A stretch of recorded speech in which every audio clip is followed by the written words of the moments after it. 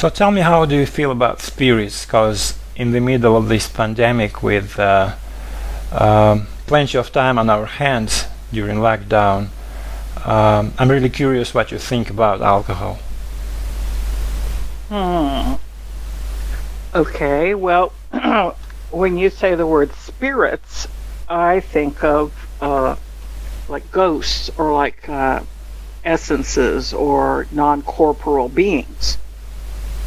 And of course, there is time to drink, and some people drink to remember, and some people drink to forget. So I don't know. I think the art of drinking has something to do with that, like unconscious desires or unconscious things bubbling to the surface. So I'm having some tequila. Are you drinking anything? Yeah, I'm having Jack Daniels, and I suffered a slight mishap while trying to nail the art of drinking in a lockdown a couple of days ago, but that was vodka. Hopefully with Jack Daniels, that was my first time I ever tried it. The hangover will not be as heavy. Again, I've never tried it, but I like it really. I liked it a lot. Somehow I like how it smells. So I just poured it into the glass, small amount. It's not, you don't have to drink it as you drink vodka. And I just keep it there for a minute or two, let it settle. And somehow tasted it, and I thought, wow, what a wonderful whiskey. I'm not sure if it's whiskey or bourbon. Bourbon, I guess, the name for a whiskey that's made in the US. But before I tasted, I smelled it, and the smell was wonderful. I just kind of stuck my nose over the edge of the glass and parted my lips on the edge of the glass, Well, and you know, I think I was kind of both smelling and tasting at the same time. Tennessee whiskey, and it's a famous old brand, and it's well known. And in the United States, a lot of people drink Jack and Coke. So when you go into a place, you go, give me a Jack and Coke. So when I was in college, we used to drink. I like Canadian Club or Seagram. I like Canadian Club, but a lot of people would drink like Jack and Coke. And even today, you could go into a place, you say, if you want something neat, it means you just want it in a glass with ice, with no mixer. It's like neat, N-E-A-T. How about straight? Does that mean the same, like straight? Because I'm having it straight. Neat, like I don't have any rocks or... Yeah. Is that wrong? Because you probably have to have rocks. Do I have to have what? Me. I have to have rocks when with the whiskey. Or yeah. I mean, yeah. You put it on the rocks. The neat means you don't want a mixer. You don't want it to be diluted with a mixer. So you're not going to mix it with Coke. You're not going to mix it with ginger ale. You're not going to mix it with anything. You're just gonna have the straight whiskey or bourbon on the rocks. So when you think of the art of drinking, do you think of the cocktails and culture, or something else? Well, for me, it's like a complete experience. It's like I liked. Some people drink to get drunk or to get a buzz. Their goal is to just get a buzz. They don't care what else happens. But for me, it's a whole experience. So like, I have to be sitting at a certain place at the bar. I need to have a coaster. I need to have a beautiful glass. I like to have the rocks, without any fog in it. No fog in the rocks. Mm-hmm. I like to have, like, if I'm drinking a margarita, I will never drink it from a machine. The frozen margarita is like swamp water. I like it to be like from a tequila bottle, and I want to watch the bartender pour it. And it's often tequila is graded like top shelf. It means they put their more expensive tequilas at the top, and it costs more. So if you get a top shelf tequila, they're going to put salt on the rim, ice in the glass, and then you watch them pour it over the rocks. Then they put a splash of Well, sometimes they'll put like a shot of Grand Marnier, a little splash of Grand Marnier in it, Hmm. or and then they finish it off with a lime. So you're watching him craft the cocktail. It's like building something amazing. Yeah. With this social distancing, I don't know why I brought this up, social distancing. I think that Jack Daniel is kind of a social lubricant, and we can use it in social drinking. I'm not sure if what we are doing now can be called social drinking, because we're not face to face, but how bad could it be to drink a little and get buzzed to have some extra fun? Well, also, for me right now, it's in the afternoon, so this would be called day drinking. People that go day drinking are different than people go night drinking. Yeah, that's almost 11 o'clock p.m. here. I don't know if it can be called night drinking or just the evening. You're just But drinking. for you, definitely Yeah, I a don't day. know. I I guess apologize. people I like to go to apologize. the bar and like forget about their troubles and just kind of imagine a Exactly. different life, or just Exactly. watch the world go by. I like to people watch. So for me, the art of drinking is I've got to have people to watch. Like I don't want to just stare at a damn TV screen and watch like the soccer match. I want to watch people. I love to watch people. Exactly. When I drink it, I feel the effect of reducing perceived stress I've collected over the day. My mental chatter is it's constant, and the drink helps me quiet it a little bit and loosen up my creative impulses too. I don't know if daily drink is a good thing or not, but hey,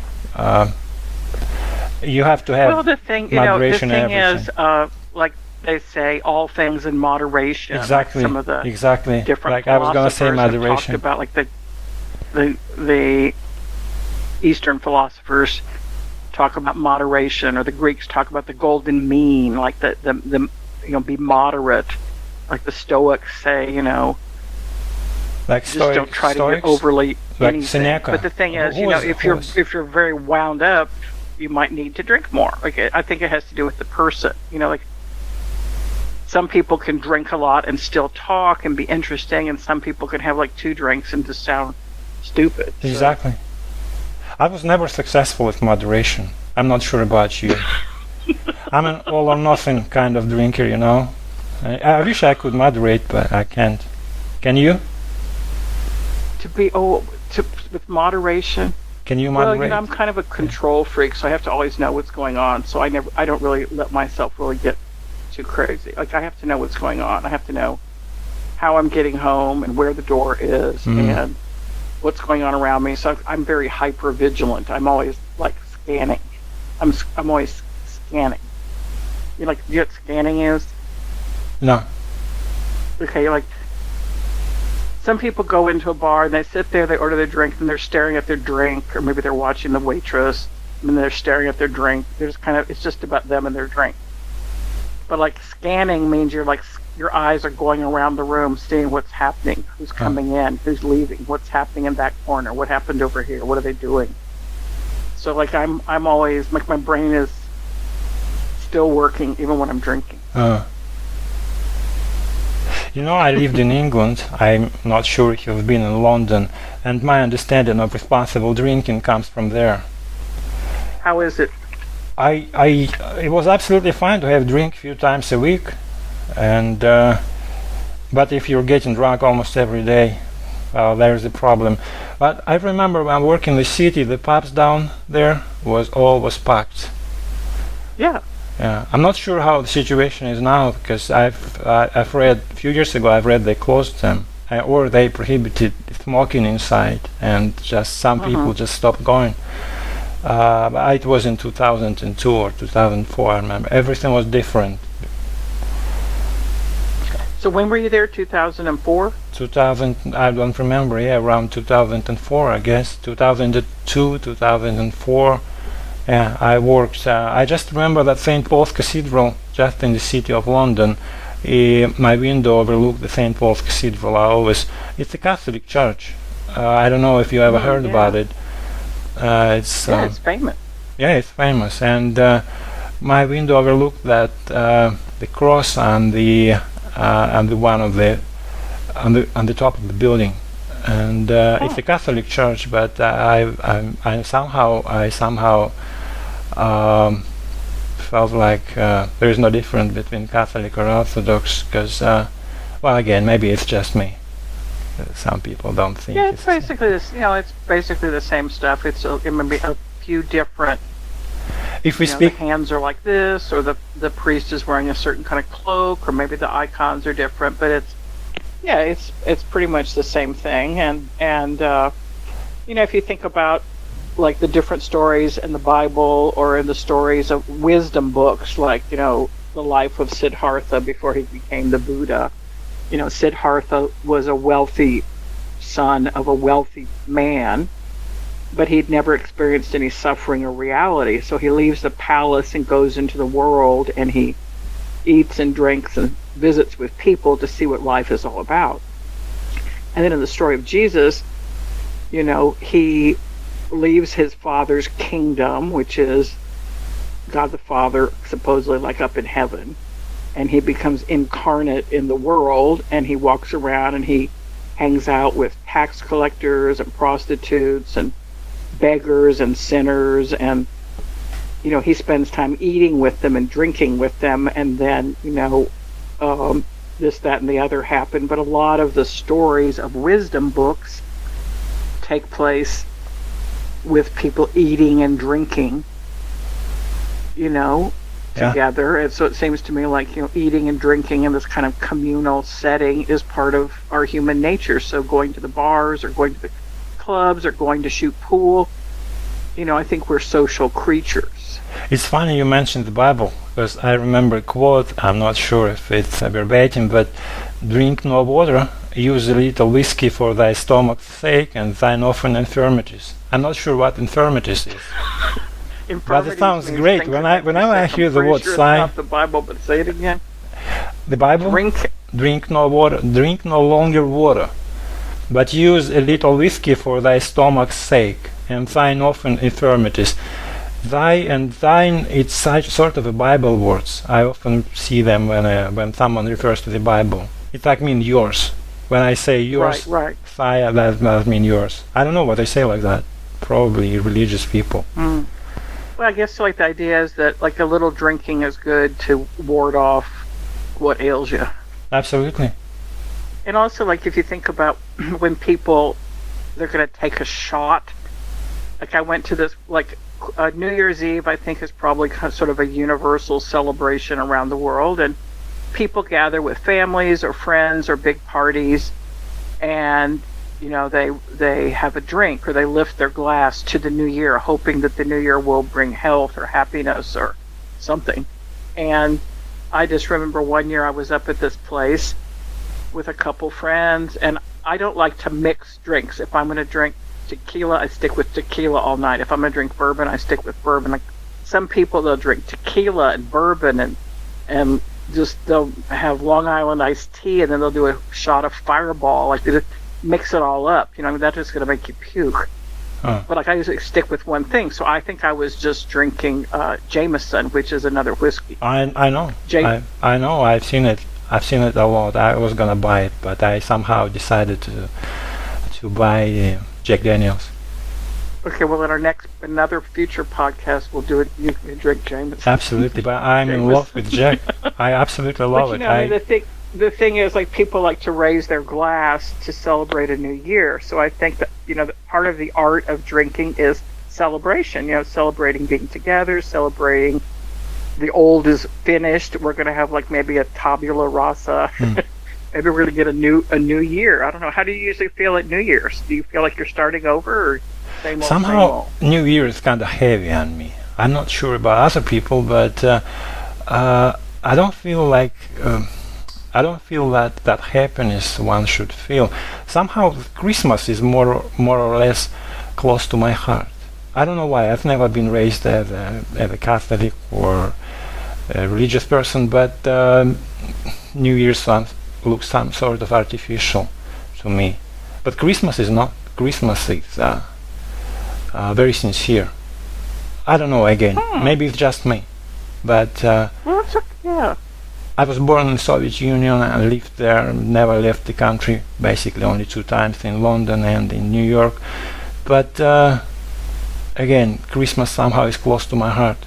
And when people get excited about New Year's Eve or New Year's celebration, I always think that maybe that's not the thing to be.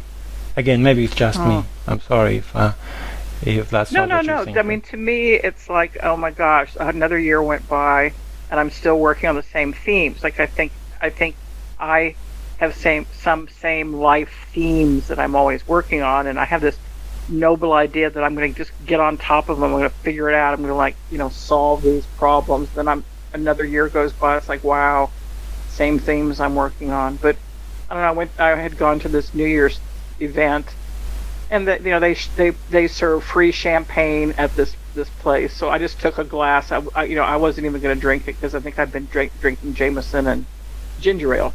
Uh-huh.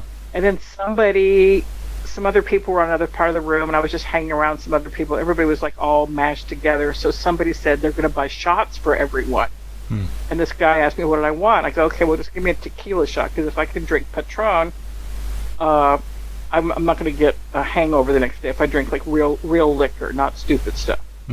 So I thought he was going to do, I go, I don't know, like Patron, or just give me another shot of Jameson, just Jameson, like a whiskey. Anyhow, so they bring this tray, and this guy had ordered like for 12 or 15 people. It was dark. Everyone, and so everybody just, just downed the shot. And I thought it was going to be what I ordered, but what the idiot did, he ordered double shots of scotch. Like, you don't shoot scotch. Scotch is a sipping whiskey. So anyhow, it was like just about killed me. So that was not a very auspicious New Year. So the art of drinking, you have to know what the hell's going on when you're out drinking. Because otherwise you could get hammered with 2 shots of scotch. but again, there is no single guideline that should apply to everyone or to every situation. Right. So, well, my ice cubes are doing very well. Is it hot? It is hot in Texas. It is very hot. It's like 97, 98. And so I had to scurry back home and fix my drink with ice cubes and turn on the air conditioning, because it's going to be hot for several more months. So if it's hot, I like to drink tequila drinks. Do you have ice morning, cream? I like to drink bourbon and coffee. I don't care what season it is. So, do you have ice cream in your fridge? Let's talk about ice cream next time. Let's talk about how good it is, how good it tastes, and let's talk about ice cream paradise. Ice cream, yes. I love affogato. Okay. Thanks for sharing, as I say. Okay. Bye-bye. Bye.